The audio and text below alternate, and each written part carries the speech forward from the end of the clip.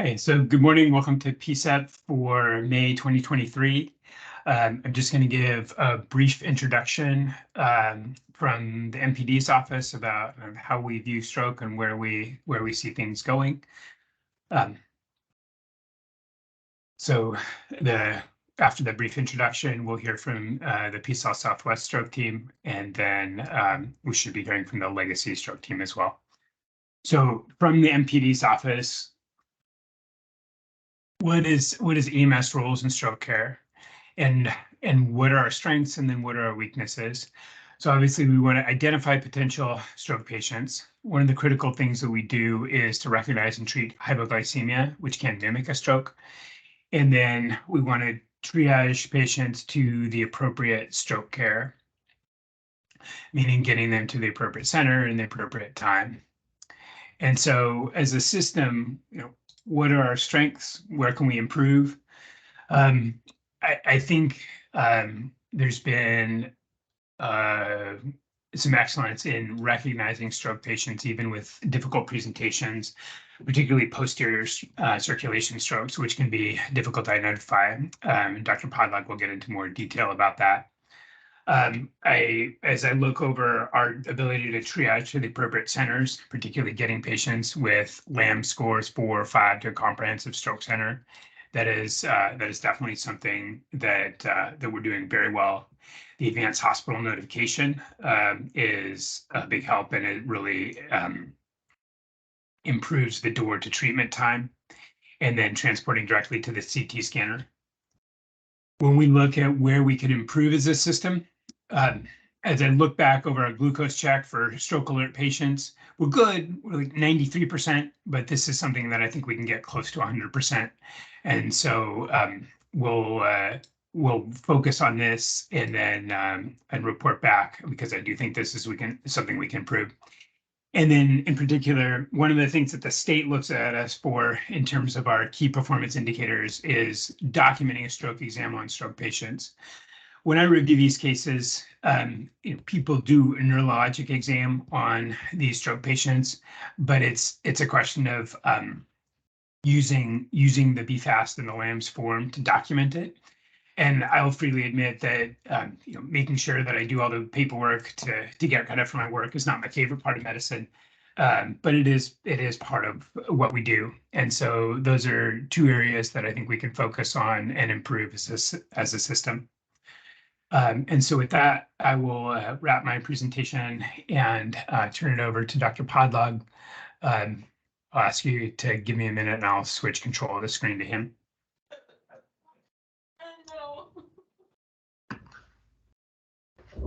Sounds good. I'm going to try to take over.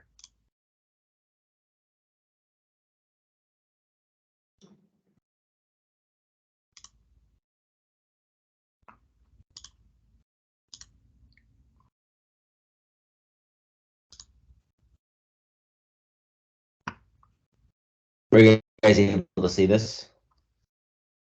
Yes, we can. We are. Okay, perfect. Thank you for allowing me to speak to your team. For those of you who don't know me, my name is Mike Podlock. I'm the current stroke medical director over at PCEP Southwest, also an emergency medicine provider. And before I start, I do want to thank the rest of our stroke team at PCEP, specifically Kristen and Kiana, for helping us with the stroke program, prevent and help prepare this presentation. So just a little about Peace Health. We're a certified primary stroke center. We did get special recognition of Gold Plus with Honorable Elite and Diabetes Honor Roll, according to American Heart Association, Get With the Guidelines program, based on meeting certain compliance metrics and quality metrics embedded within the registry. And you can look at our volume. We see a good amount of strokes every year. Looks like strokes.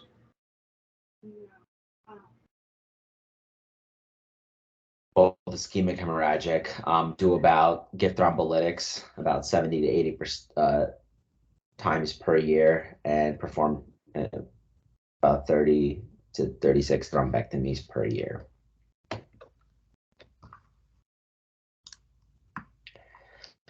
So the reason we talk about stroke so much is, we hear time is brain, and we know that with strokes, prompt intervention is really the most important thing that can happen. But when I looked at this was kind of mind blowing.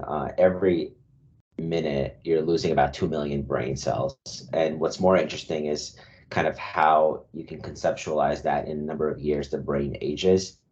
So if you think about it, every hour, let's say the stroke is not recognized or not treated, that ages the brain about 3.6 years, which is pretty significant. And stroke is one of the highest leading causes of morbidity in patients, specifically the elder population, requiring a lot of future resources and money, to help care for these patients, help rehabilitate these patients. And this is why prompt intervention is so important. So there's been a lot of studies about this, looking at what interventions are really important, but they all have kind of similar outcomes. And this is one of these studies looking at different strategies to improve patients getting to the intervention as quick as possible. And pre-hospital care does play a large role in this. So as we kind of go through this presentation, I'm going to touch upon, several of these strategies for which EMS does plays a large role, starting with a stroke screening tool. So BFAST is the one that's commonly used. That's the one that everyone here is using. That's the one the nurses are taught to use in the hospital, that essentially even people are taught to use at home. So we used to look at FAST for face, arms, speech, and time. But right now we're looking at BFAST, which includes balance and eyes. And the reason balance and eyes are so important is because it looks at posterior circulation symptoms, which we'll talk about in a second. One important thing to know about time, it's really important to elucidate from the patients when was the last time the patient seen in their normal state, as opposed to when the symptoms first started. Because a lot of times, family, the patient themselves, whoever gives the history, will say this started around this time, but it's really important to assess when were they last normal, because sometimes that's a gap of several hours, which is important for when we're thinking about intervention. And I did want to mention that acute onset severe headache is also something to think about. It should raise your suspicion. It's not included in the BFAST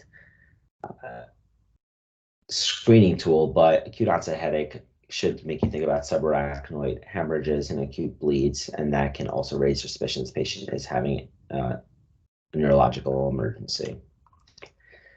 So the reason we talk about BFAST, if you guys look in the top left, the balance and eye section of the score does refer to the cerebellum and the occipital lobe of the brain, which is to which blood is provided by the posterior circulation.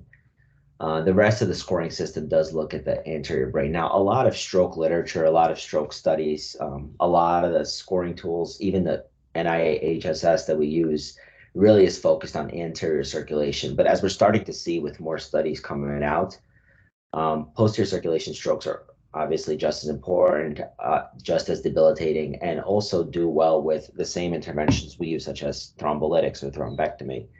And this is why a lot of the scoring systems, a lot of tools are being studied and adjusted to include the posterior circulation.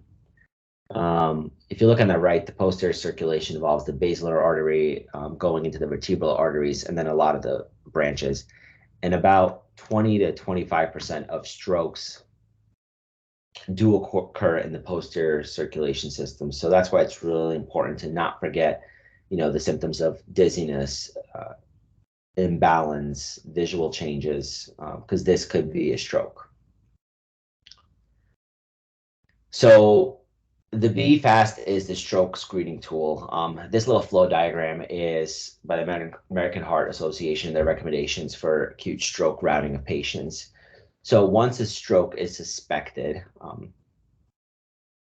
based on the BFAST score, the stroke protocol is initiated, you establish the last well-known, and then you perform a validated stroke severity tool to assess for a potential large vessel occlusion.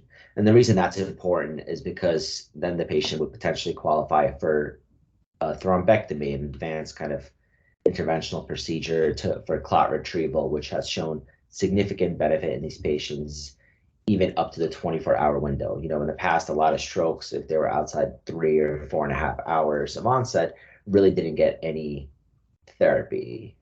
But now, wake up strokes and just strokes that were detected at a later point in the patient's presentation can actually be amenable to therapy, which is why it's important to screen for these patients.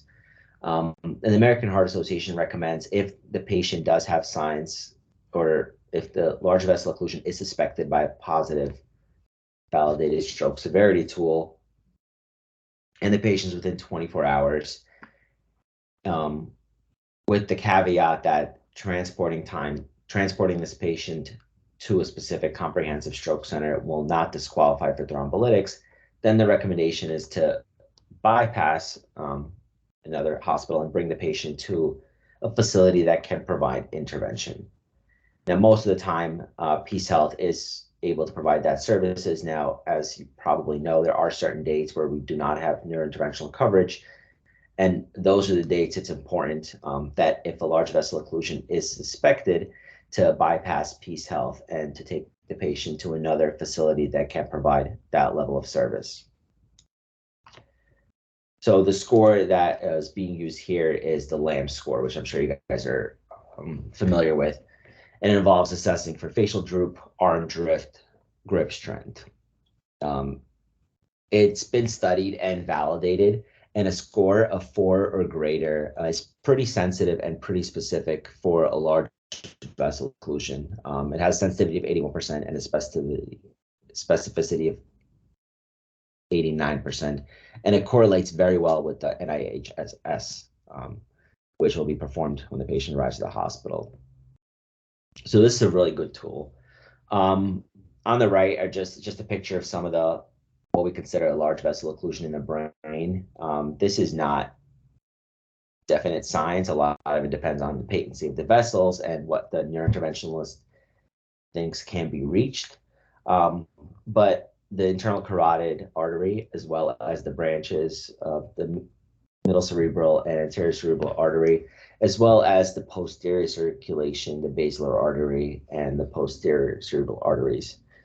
And at the bottom, you can actually see one of such clots that was removed with one of the thrombectomy devices. And that's essentially what occurs during the procedure. These clots are removed to restore circulation. So that is kind of the pre-hospital scores I want to touch upon. I'm sure you guys use this every day and probably more knowledgeable about those scores than I am, but it's really important to perform BFAST and LAMS on all of these patients, because it helps, first of all, figure out where to take this patient to which facility, but also it helps the accepting facility start their planning process on, where do we think this patient's headed. Another strategy, going back to kind of strategies that improve patients' door-to-needle times, is advanced hospital pre-notification. And this is where kind of Pulsera comes in. So, if a stroke is suspected, all stroke patients should be started with a stroke case type. This allows you to enter BFAST score under the stroke scores. And if the BFAST is positive, a LAMS should be performed as well, as we just spoke about. Last seen well or last known well is also important to document. And one thing that's extremely helpful is contact information, especially if a patient is aphasic or has some baseline cognitive dysfunction that would prevent providers at the treating facility from, let's say, consenting the patient for thrombolytics or consenting the patient for thrombectomy. As we just mentioned, time is extremely important. So delaying, let's say, procedure by or intervention by an hour can age the brain about 3.5 years. So getting contact information for a family member that can consent on behalf of the patient is something that's extremely important. And a lot of times that's pre-hospital setting. So that is something that's very helpful when recorded.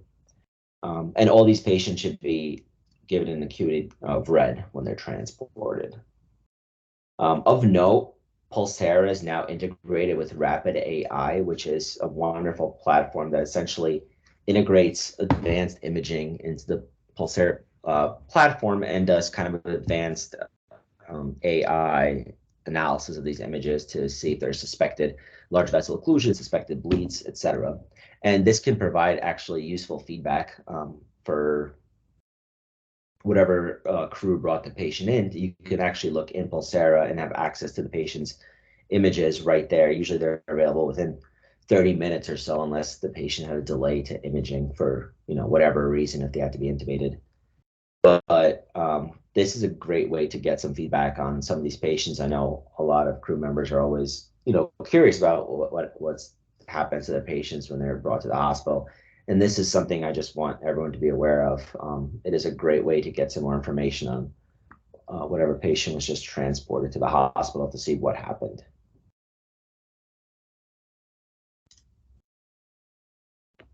Under Pulsera, when importing the information, when you're selecting the transport destination at Peace Health Southwest, you'll also get a message as to whether there's no neurointerventional coverage available at Peace Health today. And this is important if somebody has an elevated LAMP score of 4 or 5. That means we suspect a large vessel occlusion. In that case, the patient should be transported to the nearest comprehensive stroke center that does have thrombectomy capability at that time.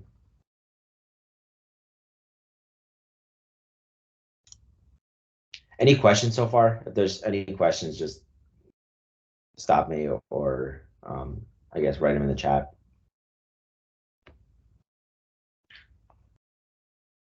Going back to some of these other strategies that have been studied multiple times is transport of the patient directly to the CT scanner. At Peace Health, we've undergone a lot of construction over the past year and a lot of changes in where EMS is entering, where everything's located. But one thing that's kind of been a blessing in disguise is that EMS, where the patients enter, they actually bypass the CT scanner before going to all of the beds, and allowing the patient to be taken directly to the CT scanner and assessed there to get images has been extremely helpful. So with the help of the stroke team, the radiology department, and the emergency medicine department, we have now a dedicated stroke bay where these patients are brought to. Now, this has a lot of useful information, including stroke scales, some data, and a lot of the physical tools we need to assess these patients when they first come in. And this has tremendously, well, not tremendously, but this has improved our door to CT times.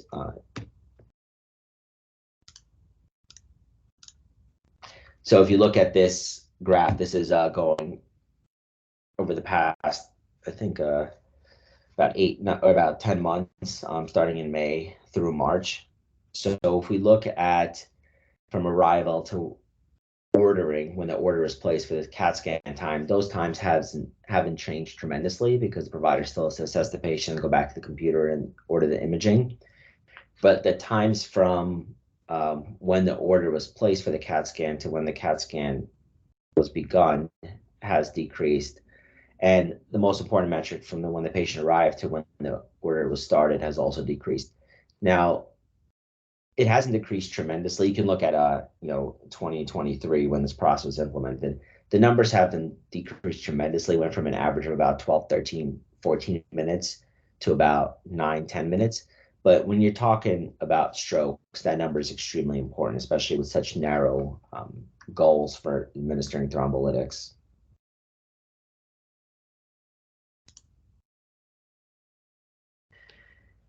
And the last thing I want to touch about is actually transfer of patients, along with, whenever a patient is brought in from the pre-hospital setting to the emergency department with a suspected stroke or any kind of emergency, everyone is kind of on the same page that the patient needs to be brought very quickly. For some reason, and this includes nursing staff, providers, when a patient is in the emergency department setting and needs to get transferred to another facility for definitive care, a lot of times that sense of urgency is lost a little bit because the patient is in a emergency department setting with a lot of providers and a lot of tools to care for the patient. But sometimes patients need definitive therapy, such as thrombectomy, that is not able to be obtained at a certain facility. And it is just as important to expedite the transport of those patients to a different facility, just as it is important to, bring in the patient to the hospital for the first time. So specifically, we do have some strokes that don't score high on a LAMB score where we don't suspect an LVO that end up having an LVO, or we have walk-in strokes that do need thrombectomy. And if we don't have thrombectomy capability that day, we do have to transfer those patients across the river to one of the other hospitals to obtain that definitive therapy. And one thing we look at is the door in, door out times, which is how fast, what's the time from when the patient arriving to Peace Health Emergency Department to the time that they leave Peace Health Emergency Department to go to a different facility to obtain definitive care, thrombectomy. And a lot of this does involve the process in the emergency department, but there's also a part of the process of, setting up EMS for transport, getting EMS at the scene, and then getting the patient out the door as quick as possible. And we did work on this process a little bit over the past, I guess, almost a year. And there has been a steady decline. Our goal is about 2 hours. And just last month, we did have a great case that went under 2 hours, about 110 minutes. You can see a lot of months don't have a lot of dates because we either don't have patients that are transferred out at that time. But the patients that do transferred out that time is slowly decreasing. And that's really good because these patients, even though they're at the hospital at Peace Health, they're not getting the care they needed. They need to get transferred during those days to a thrombectomy capable facility. And that's why it's extremely important when, we are transferring that patient, that the entire team, the ED providers, the nurses, EMS secretaries, that everyone's on the same page, that this patient needs to get out the door as quick as possible to get their definitive therapy. Because if you look at, compare April to August, that 80 minutes, that's over an hour of care. That's essentially 3.5 years there of brain that we're saving.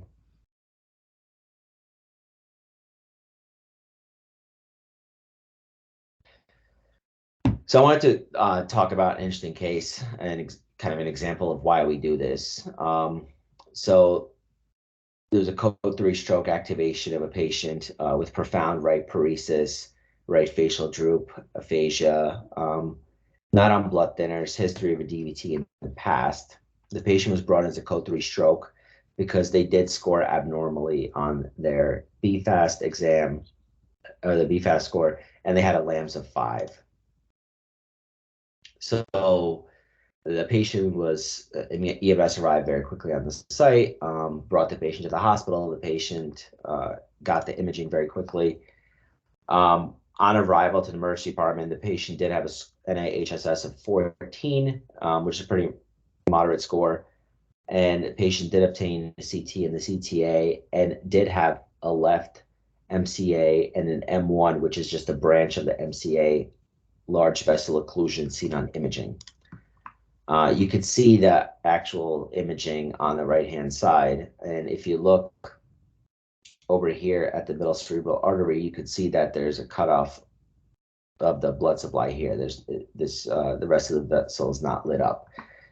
This is the lit up small vessels on the periphery of the brain is from collateral flow from other vessels, but there's a big cutoff right here. So the patient did receive thrombolytics at that time. This is back when we were giving TPA, and did have a thrombectomy with complete reperfusion. And the patient was actually discharged home on day of hospital 3 with no deficits and a stroke scale of 0. The patient was later found to have a PFO, which is a hole in the heart that essentially allows blood to flow from one side to the other in a way it shouldn't, on this workup, and then had a repair of that PFO in August.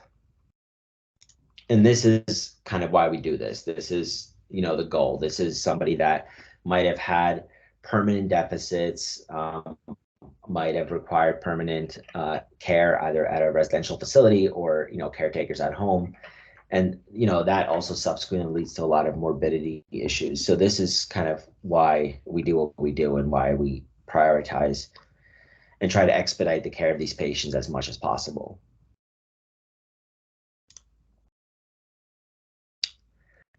And one of the other things I want to touch about is prompt feedback to ED staff, the stroke team, and EMS is also something that's been repeatedly shown to improve these times, because this is how everyone learns, right? This is how we all learn how to get better. And this is why I mentioned those the images being available in Pulsera, and why we do kind of talks like this, and why I want to talk about some other cases, just because, you know, feedback is a good way to reinforce kind of things that are done really well, as well as provide opportunities for improvement to make sure we provide the best care for our patients. So in terms of Pulsera compliance year to date, there's been 18 people with LAMs of 4 or 5 that presented to Peace Health. A third of them did have an LVO, and a third of those received thrombectomy. The other patients did not receive thrombectomy for whatever reason. Either they refused or were not candidates. A third of them were large hemorrhagic strokes, which makes sense. There's really no way to differentiate that in the pre-hospital setting until you get the CT. And then a third of them did have just other ischemic strokes or mini strokes where symptoms resolved, but they scored highly initially on the LAM score. This little chart on the bottom looks at patients that were ultimately diagnosed with a stroke over the last 3 months, January, February, and March. And, you know, just interesting to see how many of these people came in as a stroke patient with a BFAST or a LAMS and Pulsera. And the number is about, I would say about 2/3 to 75%. Now, stroke is something that's extremely hard to diagnose. I mean, there's a lot of people we see in the community that are, you know, have a lot of comorbid conditions, and they might be chronically dizzy, and they might have cryptic sepsis or other things going on. And it's really hard to differentiate who's a stroke or who's not. But as I'm trying to hammer in this presentation, time is brain. And one of the most important, you know, if somebody has a UTI and is confused for that reason, if we delay the diagnosis by 30 minutes or an hour, it's not going to change their prognosis. It's not going to really ultimately change their care.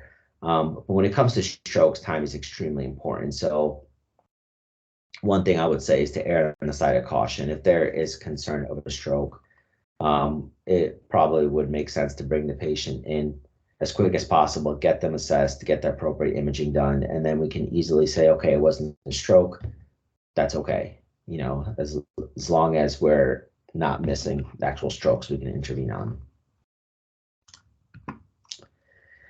So this is a case that was a great catch, actually, in the pre-hospital setting. 58-year-old female with history of methamphetamine abuse, CHF, cardiomyopathy, came in for a whole host of complaints, including acute headache, dizziness, imbalance, slurred speech.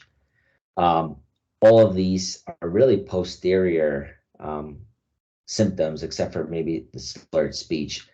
The patient also did have shortness of breath, leg swelling, chest tightness, and really a whole host of symptoms that, you know, aren't a straightforward stroke. If you're looking at this, it could easily be something cardiac or, you know, infectious or metabolic. But the patient was brought in as a code 3 stroke.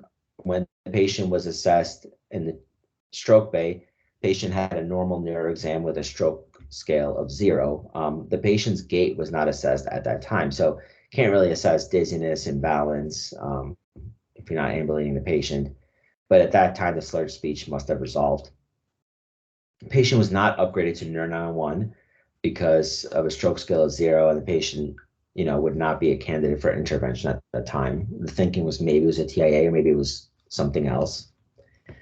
The patient was brought back to the room, but imaging was still expedited afterwards, and the imaging results show occlusion of the distal basilar artery, as well as the proximal posterior cerebral artery. So the patient did have a large vessel occlusion in the posterior circulation, which really surprised the provider receiving that call, who went to reassess the patient and now found the patient less responsive with an abnormal dysconjugate gaze and the repeat stroke score of 16 at this time.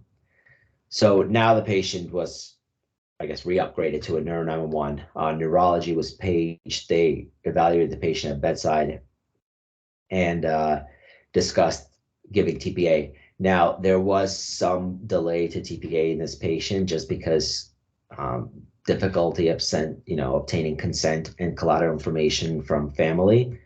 And this is when it's really important to have contact information that's up to date for these patients in order to get that collateral information and consent as soon as possible. But finally, patient was consented, or the family was consented for TPA, and patient did get a TPA bolus and started on an infusion. Neurology also spoke to interventional radiology, who took patient to the cath lab. Patient was intubated prior to going upstairs for the procedure due to a lot of concomitant medical issues, including CHF exacerbation and hypoxia. But in the cath lab, the angiogram actually showed that the basilar artery had completely reopened, possibly due to TPA, or possibly that was just the expected course of patient symptoms. So no thrombectomy was done. The patient was admitted to the ICU. The next day, the patient was extubated and transferred out, and after 8 days, was discharged home with home health, PT, and OT. At that time, the patient's deficits were pretty mild. The patient did have some right visual field deficit and some tingling in the right upper extremity, because the patient did sustain an infarct to the left posterior cerebral artery territory. But these deficits were pretty mild compared to how the patient presented. And this is kind of a great catch, because this patient could have easily come in code 1, or this patient, could have, if they came into the waiting room, might have waited. But in light of all the other symptoms, the respiratory symptoms and everything else the patient was having, the patient did have some features of a posterior circulation stroke, was brought in, appropriately as a code 3 stroke, and was assessed, reevaluated, and intervene on in the appropriate time to, have this great outcome. So good job to everyone involved with that case. Just some take-home points that I do want to hammer in. So posterior circulation, we keep talking about it. It's something that's still being studied. It's something that a lot of stroke scales don't include, but that's where the BFAST comes in. And thinking about, visual changes, dizziness, balance problems, gait ataxia, you need to have a high index of suspicion to really kind of make this diagnosis and make sure the patient gets the appropriate imaging in a timely manner. One interesting mnemonic you could think of as 5 Ds: dizziness, drowsiness, dysarthria, diplopia, and dysphagia can also point to posterior circulation problems. And the other thing to remember is frequent reassessment, especially patients that are presenting with a TIA-like symptoms. The risk of stroke is actually highest within 48 hours after a TIA, and it's actually even higher within the first 6 hours, I believe. And this is, some people have stuttering symptoms of stroke. They have something called MCA syndrome or stroke syndromes, where they have kind of intermittent blood flow, but their stroke can recur, and then they can actually progress to have a completed large territory stroke. So even patients with TIA symptoms, if somebody has neurological symptoms that have resolved, but it is concerning for a TIA, they should be brought in code red, or with red code 3, or with the red color, because these patients need to get assessed and frequently reassessed, as these patients can quickly deteriorate, as we've seen multiple times. This is another case that I wanted to briefly mention, where there are some kind of opportunities, I think, for improvement. This was a 75-year-old female. The AMR no reads. It was a near syncopal episode, no 12 lead changes with possible TIA. Self-reported right side weakness with dizzy spell, no BFAST findings, history of CVA. So obviously, whoever wrote this note is already thinking this could be neurological, and there's a lot of kind of red flags here. Possible TIA, history of CVA, patient reported right side weakness, dizzy spell. But the patient was brought in code 1 because the patient didn't have any BFAST findings at that time. So the ED workup is the patient, well, had a prior CVA, has chronic mild right leg weakness and foot drop, as well as a lot of other prior medical problems. Presented with sudden onset right-sided weakness, dizziness, and slurred speech. The patient was not seen immediately upon arrival because she was code 1 and went through the triage process. But she was later reassessed by a nurse and found to have worsening weakness. So she again developed right arm and right leg weakness, as well as a facial droop with a stroke scale of 8. There is some conflicting ED documentation as to whether the patient presented with no new deficits versus some neurological deficits that were progressively getting worse. But at that point, when it was noted that the patient was developing worsening neurological deficits, a provider assessed the patient right away, obtained appropriate imaging. Patient was evaluated by neurology. At that time, had a stroke scale of 4, as you can see this waxing and waning pattern. But TNK was administered at that time. And the subsequent MRI did show that the patient had a small acute infarct in the left basal ganglia, corona radiata. Patient spent a couple days in the hospital and then was admitted to inpatient rehab after with some residual deficits on top of her chronic deficits. So this is just an opportunity of a patient where obviously an acute neurological process was in a differential in the pre-hospital setting, and the patient didn't have any BFAST findings, but the patient reported, clear possible neurological symptoms with risk factors with a prior stroke, and might have kind of had expedited care and expedited exam if they were brought in code 3 and were assessed by a provider immediately upon arrival. Because this is a patient that ended up getting intervened on. And although this patient has some neurological deficits, they're not life altering, but just anything we can do to help these patients is crucial.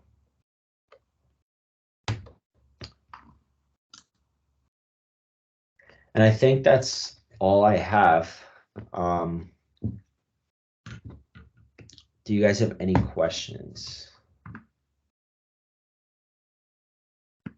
Dr. Pilot, this is Marla Mocht. I just had one follow-up question on the chart you showed that shows the number of patients that had LAMS and BFAST done. I think slide 20. Is that all patients that had an ED diagnosis of stroke and came in by ambulance? Is that the denominator there?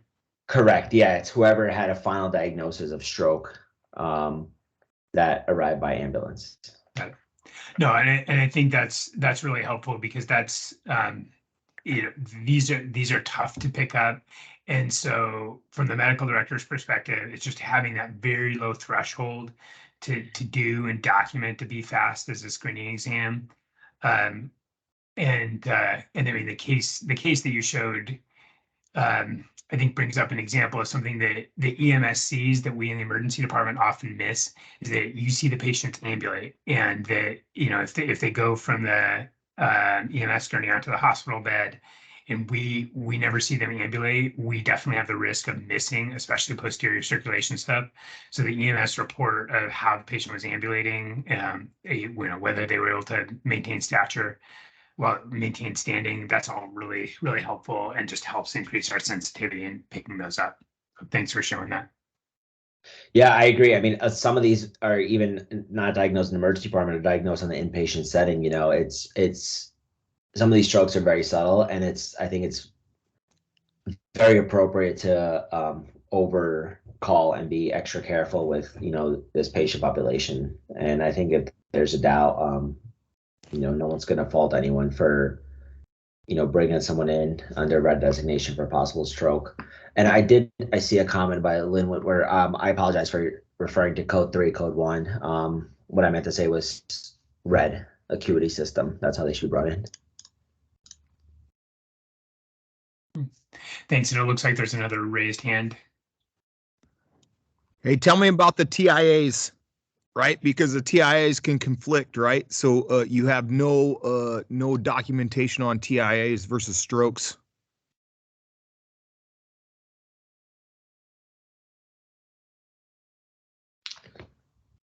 Sorry, I'm not. Was that a question? I'm not sure if that was. Yeah, that's a question. So, all the stuff that you're bringing up was BFAST, lambs, and all that stuff, and having a positive stroke scale. What about the TIAs that resolve and then come back in the hospital setting? Are we getting any of that? Are we seeing any of that? Is that being documented? People that have these transient isolated events that we see in-house, and then we transport them, you guys downgrade them, and then does anything happen with that? Is there any follow-up? Is there any other statistics involved? What happens? So I don't have the numbers in front of me. There definitely are. So when a patient is brought in with a stroke scale of 0 and they're having TIA symptoms and they're downgraded, the patient still gets frequent reassessments by the nurse in regards to their mental status and an abbreviated stroke scale. And if a patient does start scoring higher, there's orders in to kind of activate, inform the provider and activate the stroke protocol. So there are cases of patients that come in with a stroke scale of 0 that develop worsening symptoms in the emergency department, also worsening symptoms in the hospital. I can't think of specific cases. I don't know the exact data on how often we see this, if that was your question. Yeah, that's what I'm looking at, because over the past 3 months, I've been on at least 3 or 4 that have TIA type symptoms that we've transported code 1 because they have 0 score, but yet we don't find out from the hospital whether it was legit or not. If it's a 24-hour thing, do you guys monitor them for 48 hours? What kind of deal is that, right? So it depends on what their findings are. Once we get to vessel imaging, it depends on how much atherosclerotic disease they have. Depends on anything, what else they have. Usually these patients are admitted for at least 24 hours, and they do get an MRI to see if there was any kind of definitive ischemic event. So if there is, then their medications have to be optimized, et cetera. But these patients do get frequent kind of neurological reassessments. I don't have the data on that, but I can talk to the rest of the stroke team and see if that's something we can obtain. I guess so. Your question is patients that come in as TIA with symptoms of TIA. How many of them end up having worsening symptoms? Right. And how long is the observation? And then how long are you watching them post-hospital, pre-hospital? That kind of thing is something that's pretty dramatic, because then we get multiple calls on the same person that, oh, well, I had a TIA. Well, how do you know you had a TIA? Well, I don't know. And they give the vague answer that they were told they had a TIA, but there's no other founding documents for that. Their discharge papers say nothing about that, and we pick those up. So those are the kinds of types of things that I'm looking at, right, to find out history and what the hospital sends them home with. Okay, can I make a interjection here, because I need to make a correction on an impression that apparently some of the EMTs have, is that if you have someone that you think has TIA symptoms, even if they have resolved, those are patients that are to be brought in code red. That is because this is a highly, as you've already alluded to, sometimes people have stuttering symptoms of stroke. Some of it's TIA, some of it's a stuttering stroke, and this is where the hospital and the neurologists and neurointerventionalists have decided that, yes, we want to know that this this was a TIA, even if the symptoms resolved and you think it's a TIA, I'd rather have you err in the favor of the patient, bring them in code red, as it says in your protocol, and that alerts the nurses and the physicians that you think this is the patient that needs to be met by a doctor, a nurse, and evaluated. Then, if they decide that that patient it has a 0 NIH scale, they at least have them on a high alert to watch them closely. And what's And- that time frame? Well, that's they're probably going to, well, in that time frame is they'll end up getting, they'll still get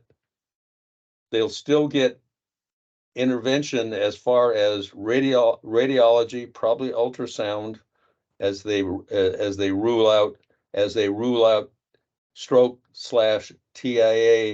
and then in that observation time, hopefully that will take through the point of the emergency department stay, which will probably, if it's not a stroke in progress, the question, I guess, for Dr. Podlog would be, at what point would you discharge that patient or keep them in the hospital for 24 hours? So it's usually a case-by-case basis. These patients do get advanced imaging emergency department in the form of a CT/CTA. If they do have a lot of vascular disease and they're high risk, they usually do get admitted for an MRI and observation period. A lot of these patients nowadays, especially if they're lower risk and the neurologist thinks that this was probably not a TIA, will get an MRI in the emergency department before they go home, just to rule out anything else. Because the goal is to optimize the patient's risk factors. So starting them on a high dose statin, on dual antiplatelets, managing their blood pressure, and essentially optimizing their risk factors for potentially having another ischemic event. So yeah, I mean, it depends on a case-by-case basis. A lot of it depends on the patient's initial imaging, the patient's risk factors, and advanced image MRI if we're able to get it. I agree. In other words, so that there's not one answer to how long we watch them, but we risk stratified TIA patients. And, and some of those patients will go home from the emergency department, but it depends on the imaging and the risk factors. And then I see a hand up from Christy Idem, Salmon Creek Stroke Coordinator. Good morning. I am going to present next, but I'll just go ahead and introduce myself now. But I wanted to give a little bit more insight to this process since I live and breathe this every day. So I'm Christy Idem. I am the stroke coordinator at Salmon Creek. And what I wanted to point out is on the TIAs, we don't even know if we can diagnose them as a TIA until the following day after we've done advanced imaging, which would be the MRI. That's the definitive test, and then making sure that the symptoms correlate with a vascular territory in the brain, because there's patients oftentimes that we can't MRI. So if it's consistent, if their symptoms are consistent with a specific vascular territory, we may just diagnose them with a stroke. The only difference between a stroke and the TIA is whether or not there's permanent damage on the advanced imaging. We don't treat them any different because we actually have acute strokes that show up on imaging that they have permanent damage to their brain, but they don't have residual deficits. So really by defining factors, it's really whether or not that advanced imaging shows tissue death or not. So it is really all around looking at that secondary prevention, because we do know in patients that have had a TIA or a stroke, in the first 90 days, they're about 30% more at risk to go on and have an additional stroke that may be more debilitating than their last. So even though the patient might not come in with active symptoms, maybe they've resolved or they've waxed and waned, they may not meet intervention criteria, we always do that secondary secondary prevention. And again, like Dr. Macht had said, that risk stratification. So that's where we're looking at what caused this, if we can figure it out, and what can we do to prevent the next event from occurring is really what it's about. There's not a standard time that we keep those patients. It's really to the point where we can get that full workup completed, what we find and what we need to do with it. So some of those patients we can risk stratify if they're low risk for evolving on to an event. We actually use a specific scoring tool that kind of tells us how high risk that patient is to evolve into an event. And if we can do that advanced imaging to really determine if it was a stroke or if we can call it a TIA, we can discharge them from the ED very quickly. Others we may keep overnight just to like manage blood pressure. Sometimes that tends to be the one thing that we tend to keep people a little bit longer than anything. Additional studies, like I said, the carotid ultrasounds, we'll do echoes of hearts, things like that. So it's really about that secondary workup, not necessarily just that immediate treatment. Thank you. That was a much better answer. Thank you. Mm-hmm. Oh, that's very, very helpful. I'll make one other point, and then Christy, I'll turn it over to you for your presentation. Just on the patient acuity, this is the reason that we've moved to this system, is that we want to give you as EMS providers the tools that you need to do your job. So whether you turn on the lights and sirens or not is an operational decision based on the environmental conditions and whether that's going to decrease the patient's time to a time-sensitive intervention. But designating patient acuity is a medical decision based on their presentation and based on what kind of reception they need at the hospital. And so using that acuity system, say you have someone who had symptoms have resolved, they may not need a time-sensitive intervention right this second, but they will still be red acuity because of the reception that they need at the hospital. I'm happy to take further questions on that at the end, but I want to make sure that we give Christy time for her presentation. Christy, go ahead and take it away.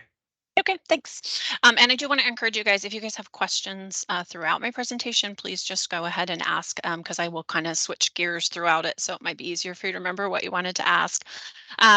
So I know, just in case she jumps on, Dr. Penderthy, who's our medical director here for Salmon Creek, she was on call last night, so she was going to try to attend, but it was going to depend on when she was able to jump on, so she may jump on with that. So just a little bit about us. We are also a primary stroke certified center. We use Joint Commission instead of DNV, so it's just a different certification body. And then we're a Washington State EMS Stroke Center Category 2. We also received the Gold Plus with Get With The Guidelines, which really is just looking at benchmarks that Get With The Guidelines sets up for stroke and how we do with that. And then we also got Target Stroke Elite, and our diabetic measures were met also. So very similar as far as certification processes look as Southwest. Our volume for stroke patients, right after COVID, our volume tanked and we never recovered. So we're just kind of gradually increasing. We're seeing a little bit of an increase this year so far. I don't have any of the data for this year up. For the total annual, obviously. But I just wanted to kind of show you by volume our ischemic strokes versus our hemorrhagic, and we do break those up with intracranial versus subarachnoid, and then TIAs. We see a fair amount of TIA population. We don't get a lot of patients that you guys bring to us. The largest volume of our patient population is walking through the door. And so just identifying those patients early on.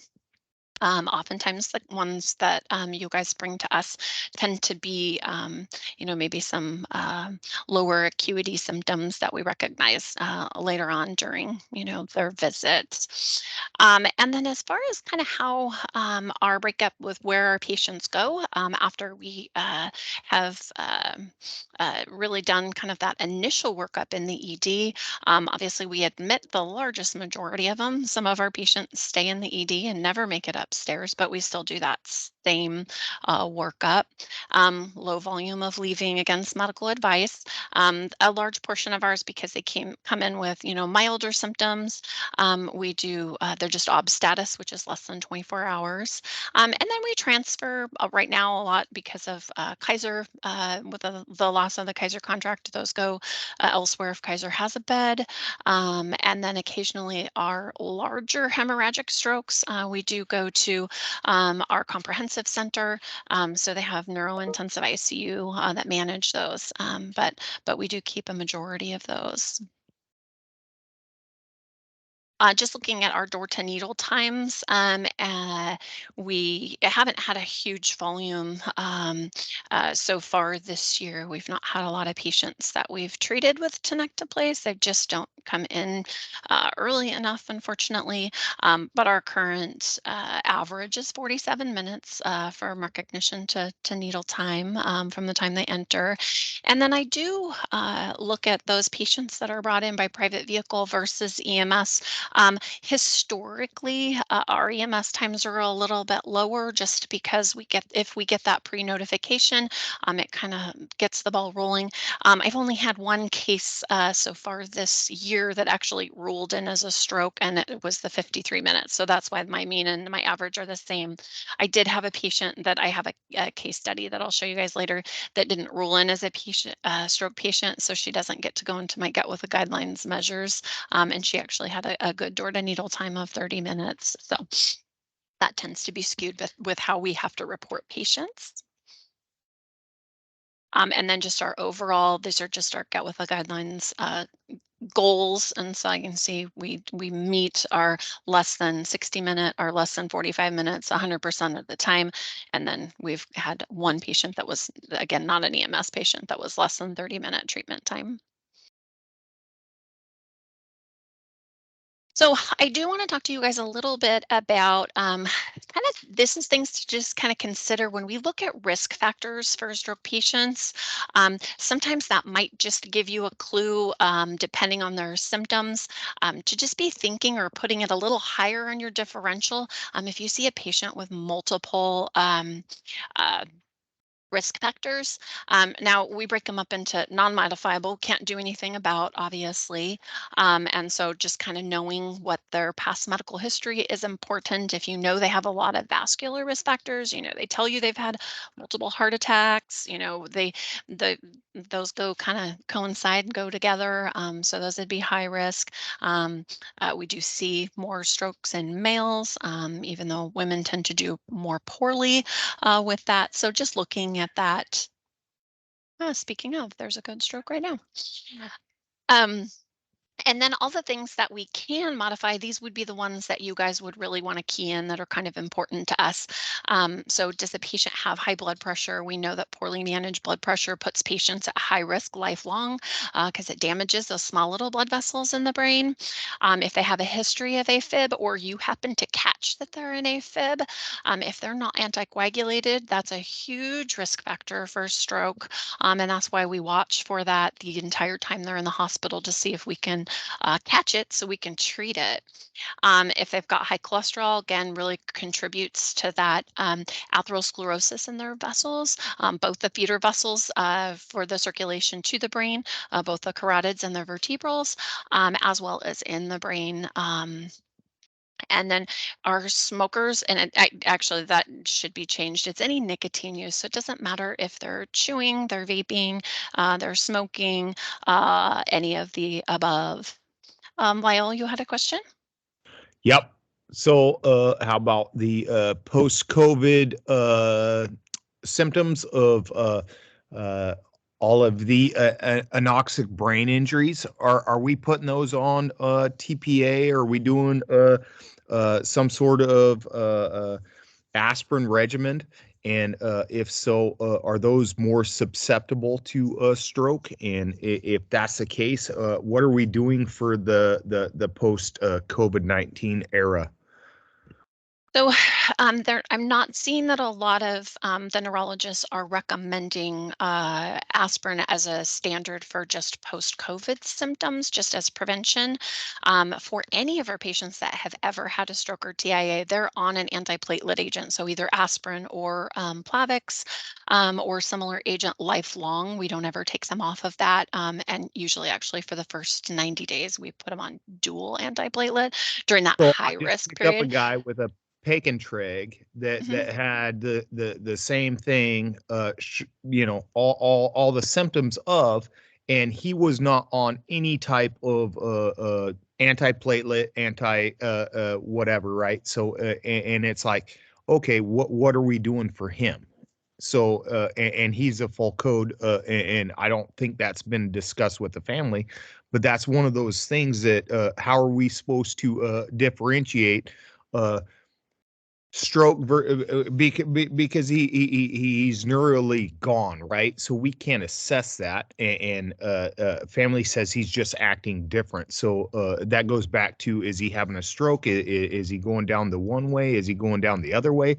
What's the processes here? Those are super difficult patients. Anytime that we have a patient that we, has a baseline deficit, and trying to weed out what's new, is it metabolic, is there some other cause? We always worst case scenario it first, and then work backwards. And then again, knowing what that code status is, knowing what interventions that patient would be appropriate for. And I will, I think I have 2 more slides to talk about kind of really weeding through that. What is their baseline, and how important that is so for us to be able to make those emergent treatment decisions. Um, but as far as those patients, as far as prophylactically treating, again, that's always up to their provider. They have to look at risk versus benefit. We know that we saw a lot of strokes with patients with active COVID symptoms, and then right after they were more hypercoagulable. So we saw a lot more large vessel occlusions, things like that.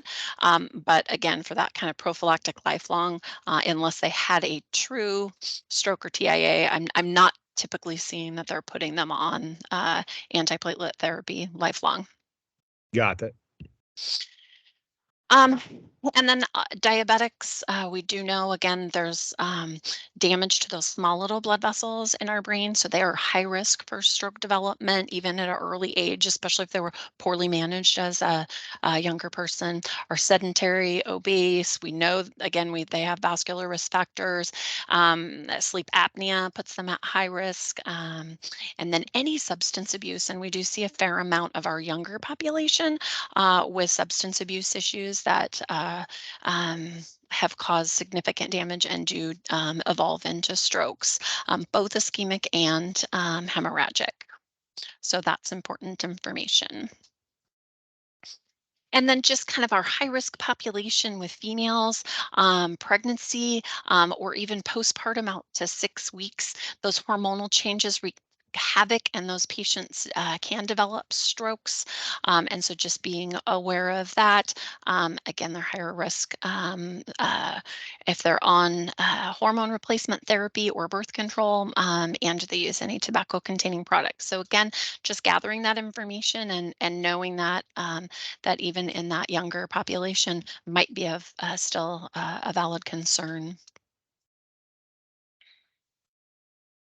Okay, so I know that Dr. Podlog talked a little bit about kind of vascular territories. I just want to add a couple more things about that.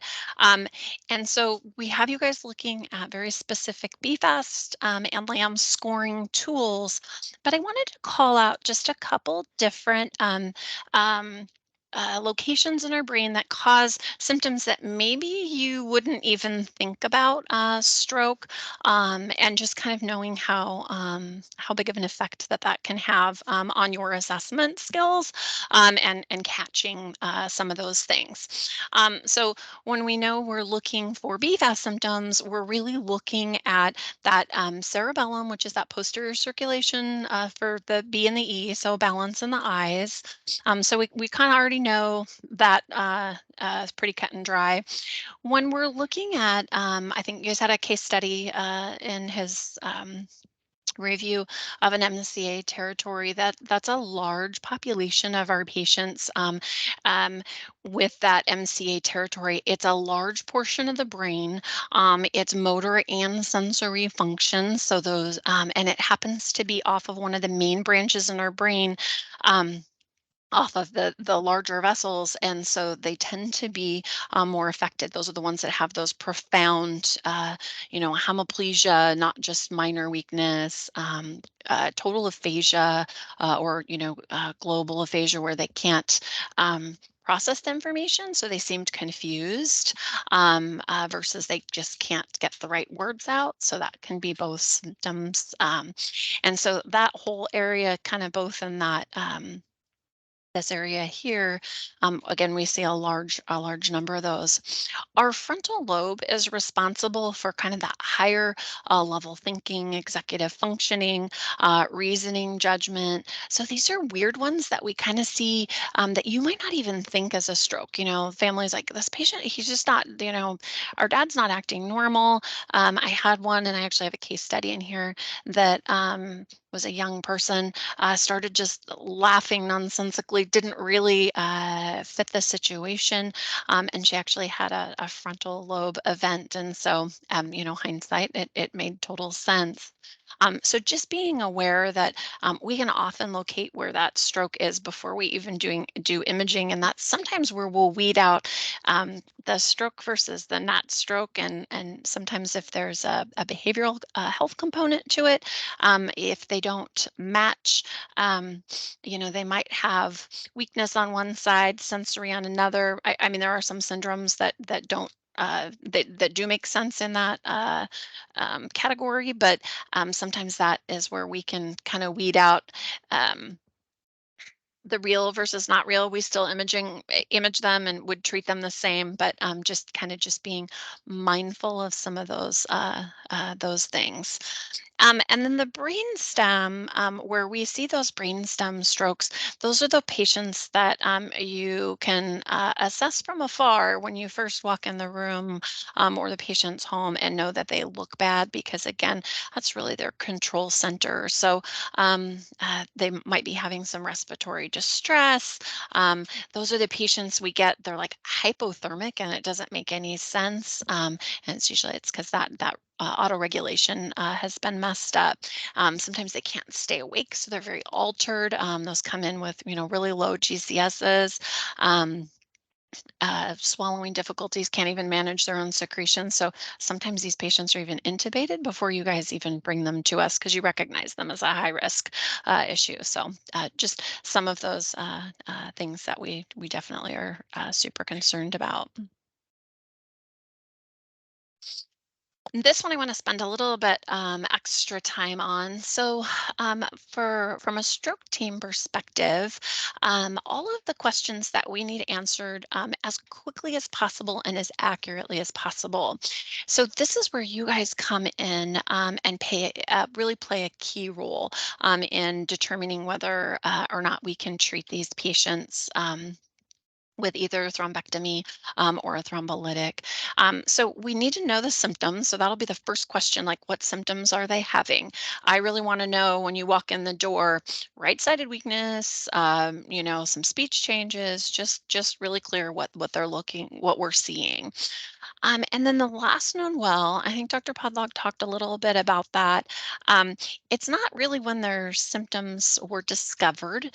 That's a nicety, but definitely we can't make any treatment decisions on that. So this is where sometimes we have delays and sometimes extended delays in determining whether or not we can treat the patient because the right questions didn't get answered. And sometimes we don't have anybody with the patient that can definitively answer that. So this is where if you don't get anything else from what I talk about today, please really ask some more questions when you're with the family member or caregiver facility. Make sure that they get that person there that can answer those questions for you. And then get their contact information for us. Because sometimes even if you guys bring the patients in, caregivers en route, they can't answer the phone. We didn't get the right answers and can't make those decisions. So where I would ask that you really ask is they woke up with symptoms, ask when they went to bed.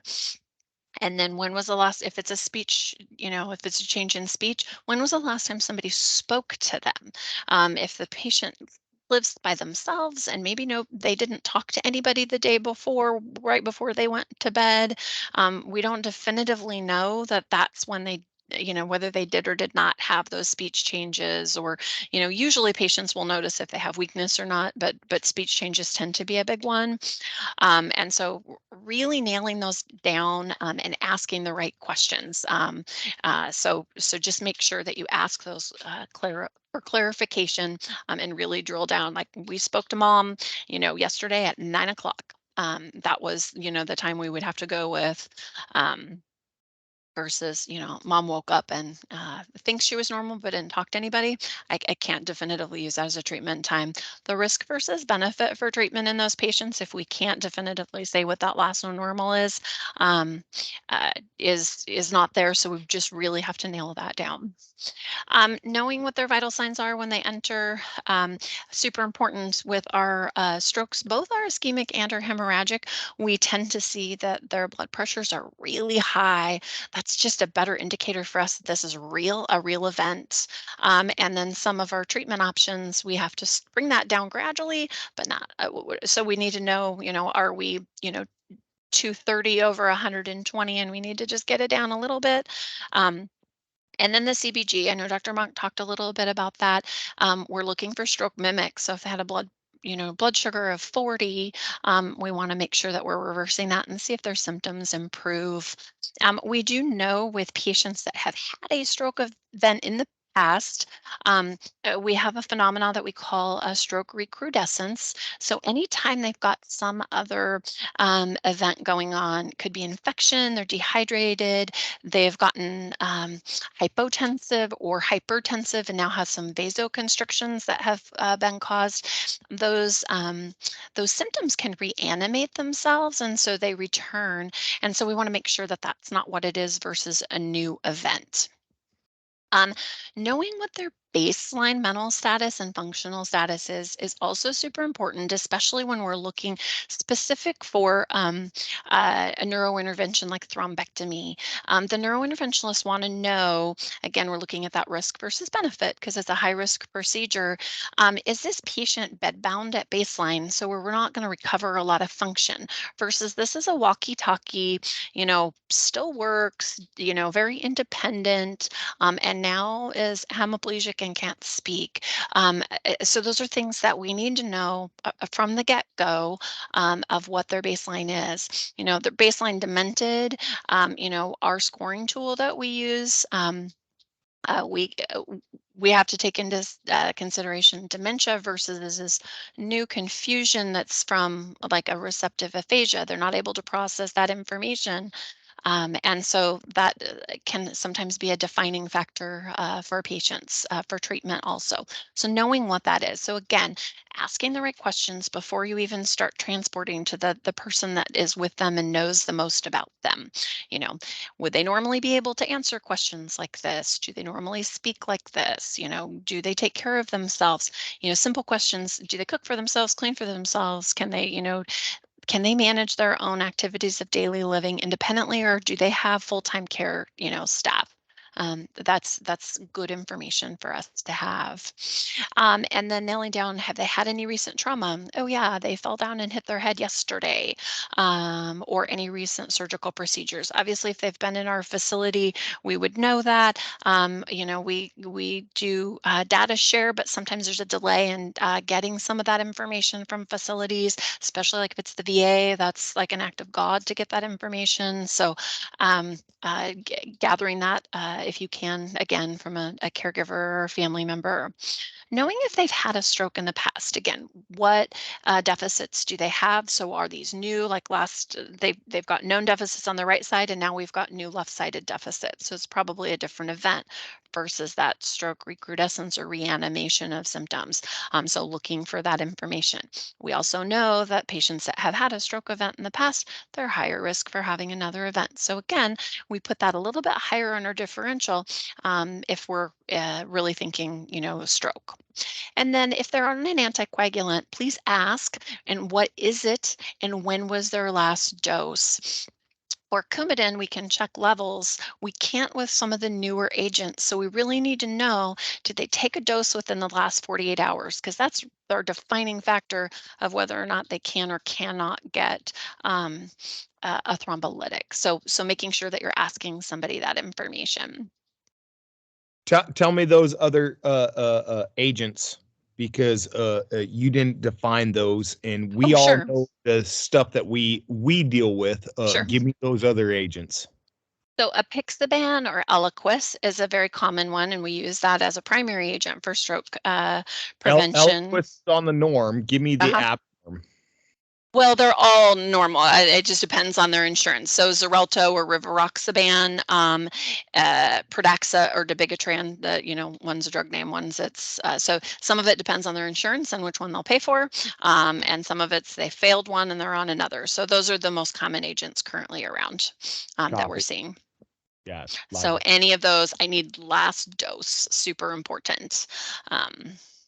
And one quick hint for identifying those, the generic names all have XA in them because they're 10A inhibitors. So like apixaban, rivaroxaban, the bigatran is the one that doesn't fall into that because it has a different mechanism. But if you see that XA in the name, that's a sign that it's a 10A inhibitor. I like it. Appreciate it.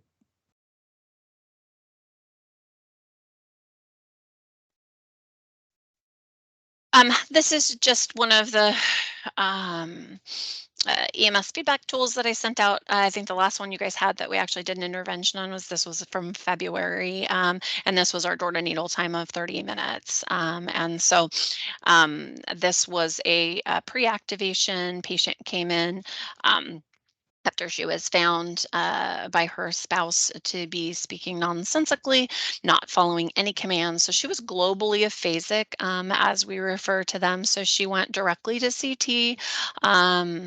And then we did imaging, ruled her in as a candidate for TNK. And again, that door to needle time was 30 minutes. She actually did not rule in as a stroke. She actually had symptoms for a couple of days, and then they did go away. So there was I think a psychiatric component to her presentation, but she did present with very classic symptoms. She did meet criteria for activation, and the crews actually did an amazing job of recognizing that, doing that activation, and allowed us to do that an intervention very quickly. Had she been a real stroke, again, she probably would have done very well with that rapid identification and rapid treatment.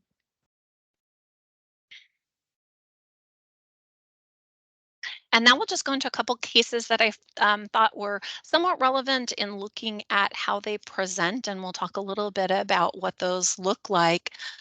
So this was a young patient she was in her early 40s, didn't have any significant medical history, and she just had a sudden onset of headache. She had told her husband, and this is the one that actually started just laughing hysterically, apparently, right after she reported the headache. And within 10 minutes, the husband said she had a seizure that he said lasted less than a minute. He activated 911 immediately. Crews got there. By then, she was recognized as being postictal. came in code 3 to our hospital, and then shortly after she arrived at the hospital had another witnessed seizure. She, and at that point, then developed a dysconjugate gaze, which we're concerned about.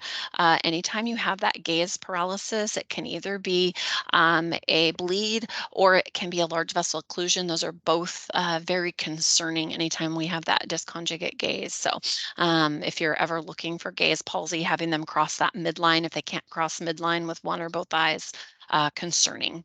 And so she was taken quickly to CT. She was the one that had a decent size temporal lobe ICH with some mass effect, so was pushing on her brain.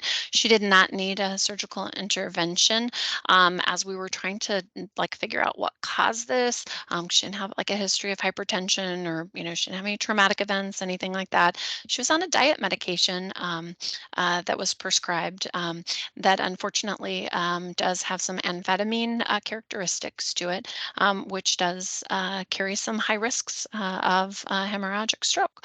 So, and she was also vaping with a tobacco containing product with that. So she actually did fairly well. She had just some mild cognitive issues and some balance issues, but overall she actually did quite well. These are just a picture of her. If you can see this little area right here is her bleed that was on her CAT scan that we did when she first entered. And then the second day we did on our young folks with bleeds, we often look for masses that cause bleeding. So we do MRI imaging to make sure that it wasn't a mass that needs to be dealt with. She did not have an underlying mass, but it did expand in size a little bit by the next day, which is common. The next case, and I've seen 2 of these in the last couple months, and so that's why I brought this one up. This one was a guy in his early 20s, was studying for an exam, got a hold of some friends' Adderall, and took a total of 10 doses of a course of 5 hours. Amazingly became agitated with that, surprise, and told his girlfriend, like, he was screaming, complaining of abdominal pain, said he felt that he was spasming all over. He described it as a restless leg all over his body. She got worried, and so then she decided to give him some of her Ativan, which hindsight actually worked pretty well because he started having some seizures. Anyway, EMS were called by the girlfriend because she was very concerned about his behavior. Didn't notice any specific focal findings. Vital signs actually looked good. And so he didn't come in as a stroke alert.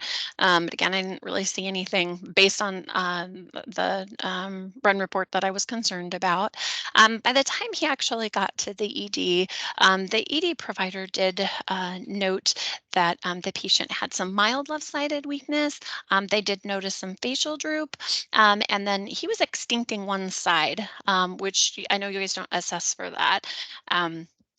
And then his symptoms like rapidly changed just over a course of 30 minutes. He went from, again, mild symptoms to more profound. And then he did develop, when the neurologist was contacted, she was noticing some myoclonic jerking in his legs, that she was very concerned for seizure activity. So he was sent for emergent imaging, and he had a large frontal lobe hemorrhage, again with that midline shift, and I'll show you some images in just a second. He also didn't need a neurosurgical intervention, but he didn't do quite as well. His, again, was much larger. He stayed in the hospital for 16 days, needed inpatient rehab, but he refused and actually went home on his own. So here's his initial SCT, you can see this just is measuring the size of it, but you can see this midline shift. This should be a straight line. It's kind of bulging over to the other side. So there's just a lot of pressure in that brain. And then we do repeat serial imaging to just watch for expansion to see how big it is. And so I didn't obviously put every day on here, but the 5-day post, it kind of settled in at that point.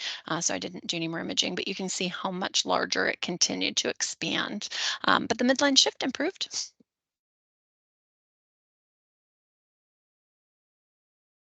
All right, last case study.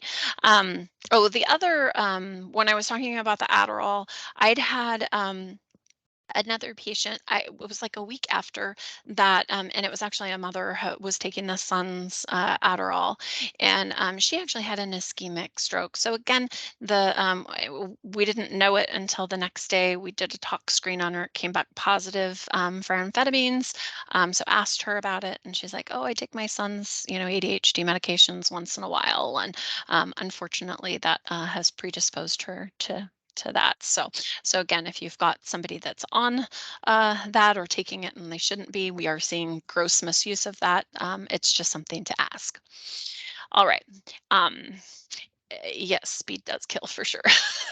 Again, same with the diet medication. It's really just a legalized version of.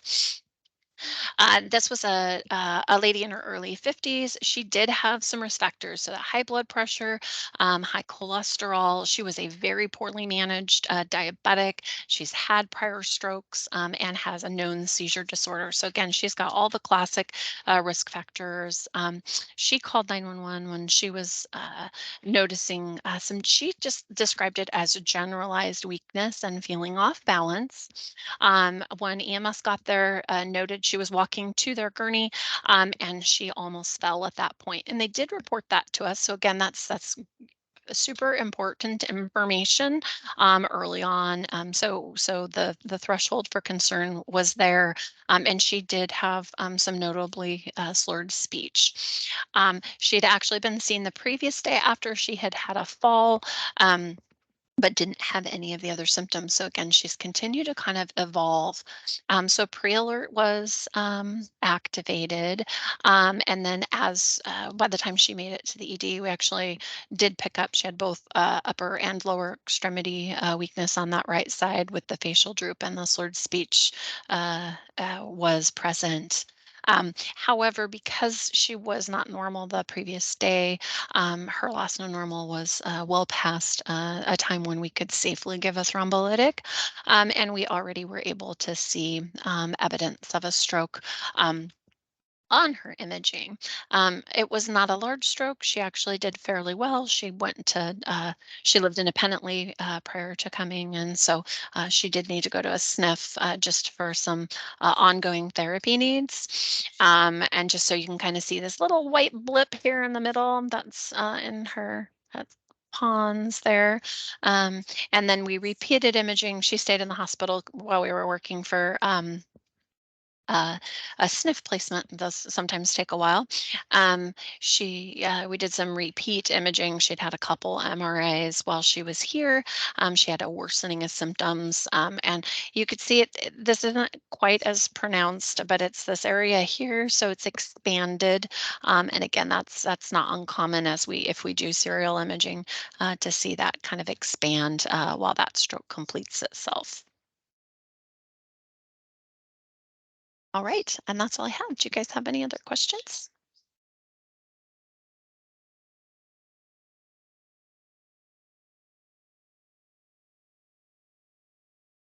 Well, Christy, thank you very much. That was a great presentation, and really appreciate that. So I'll give a quick summary for everyone on the call, and then we'll wrap up.